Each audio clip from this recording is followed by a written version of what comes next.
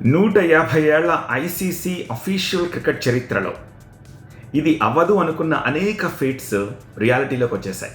Example to say, test మ్యాచ్ల్లో ఎవరైనా ఒక బ్యాట్స్మెన్ ఒక ఇన్నింగ్స్లో క్వాడ్రిపుల్ సెంచరీ 400 పరుగులు చేస్తాడా అనుకున్నారు, అయిపోయింది.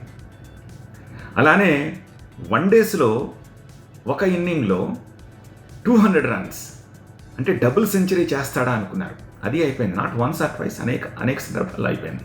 ఏదైనా ఒక ఓవర్లో ఎనీ ఫార్మాట్ 6 బంతులకు గాను 6 బౌండరీలు చేస్తారా అనుకున్నారు, నెంబర్ ఆఫ్ టైమ్స్ అయిపోయింది.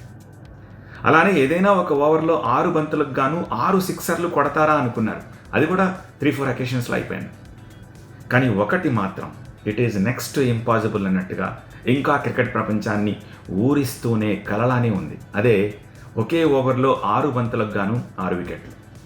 ఇప్పటి వరకు సాధ్యం కాలేదు. 150 ఏళ్ల అఫీషియల్ క్రికెటే కాదు, క్రికెట్ సరదాగా స్టార్ట్ అయిన 1600 సంవత్సరాల దగ్గర నుంచి, అంటే ఇన్ని వందల సంవత్సరాలుగా, ఈ 400 సంవత్సరాలుగా not only international club cricket, చివరికి గల్లీ క్రికెట్లో సైతం ఎక్కడ ఒకే ఓవర్లో 6 బంతులకు గాను 6 వికెట్లు తీసుకున్న సందర్భం ఒక్కటి కనిపించదు మనకి. కానీ ఫర్ ద ఫస్ట్ టైం ఒక ఇంటర్నేషనల్ T20లో కాంబోడియాకి ఎగెన్స్ట్గా ఆడుతున్న ఒక ఇండోనేషియా ప్లేయర్ పేరు గేడే ప్రియందన. తను ఒక ఓవర్లో 6 బంతులకు గాను 5 వికెట్లు తీసుకున్నాడు.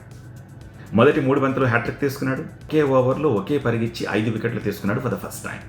బట్ ఈ 6 వికెట్ల ఫీట్ అనేది మాత్రం అలానే కలలానే మిగిలి ఉంది. ఇది ఎప్పటికైనా సాధ్యం అవుతుందా? ఇప్పుడున్న క్రికెట్లో 6 బంతులకు గాను 6 వికెట్లు తీయగల బౌలర్ ఎవరైనా ఉన్నారా? మీరేమనుకుంటున్నారు? లైక్ చేసి కమెంట్ రాస్తూ షేర్ చేయండి.